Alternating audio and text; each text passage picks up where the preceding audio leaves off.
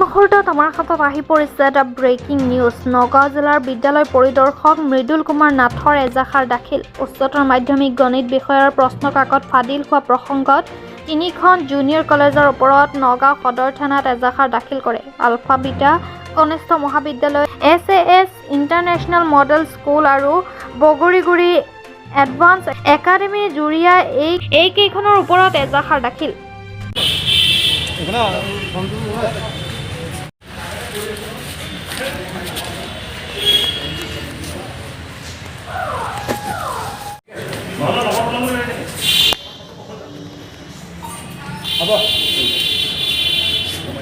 সারা গাড়িখন লবি গাড়ি চলে আপুনি বুঝি আপনার বলে দিতে নতুন করে দিলাম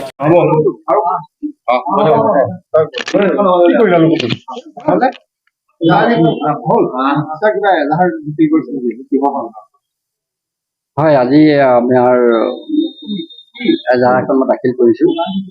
আমাৰ যোৱা 21 তাৰিখে মেথছৰ পৰীক্ষা হায়াৰ ছেকেণ্ডেৰী ফাৰ্ষ্ট টাইম মেথছৰ পৰীক্ষা আছিল। যদি 20 তাৰিখে কুৱেশ্যন পেপাৰ লিকেজ হোৱা বুলি অল অভাৰ আছাম খবৰ এটা বিয়পি পৰিছিল আৰু আমাৰ স্কুল এডুকেশ্যন বৰ্ডে এটা নিৰ্দেশ দিছিল যে আপোনালোকৰ পৰীক্ষাটো যিহেতু বাতিল কৰা হৈছে আৰু যিখিনি কুৱেশ্যন পেপাৰ আমাৰ ইতিমধ্যে স্কুলবিলাকত গৈছে সেইখিনি কালেকশ্যন কৰিব লাগে।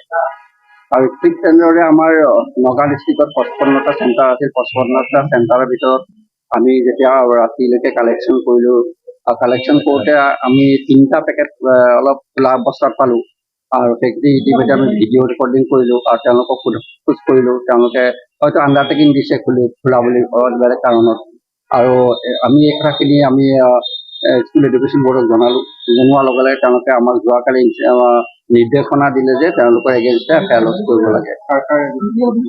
আমাৰ 3খন আছে। 1 নম্বৰতে আছে আপোনাৰ বগৰীগুৰি এডভান্স একাডেমী জুৰিয়া আৰু alpha beta senior secondary school Nagaon আৰু SAS ইণ্টাৰনেশ্যনেল মডেল স্কুল বৰাৱাৰ। এখন বৰাৱাৰ ইণ্টাৰনেশ্যনেল মডেল স্কুল বৰাৱাৰ। হয়, এইকেইখনে এফআইআৰ লজ কৰা হৈছে আৰু এতিয়া কেছটো ৰেজিষ্টাৰ হ'ব। মোৰ হয়তো ষ্টেটমেণ্ট ল'ব। মই এইটো আমাৰ যিহেতু ষ্টেট এডুকেশ্যন বৰ্ডে চলিব নিশ্চয় কৰিব, কিবা এটা ব্যৱস্থা নিশ্চয় ল'ব।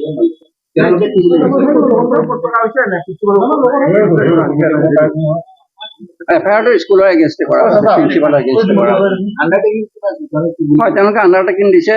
হয়তো তেওঁলোকে লিখিছে যে এজনে লিখিলে যে মই গুড ইণ্টেনশ্যনত খুলিছোঁ, এজনে লিখিছে মই যিটো পৰীক্ষা নহয় বুলি গম পালোঁ, মই প্ৰেক্টিচ কৰিবৰ কাৰণে খুলিছোঁ, এনেকুৱা ধৰণৰ স্বীকাৰ কৰিছে। 3জনে স্বীকাৰ কৰিছে।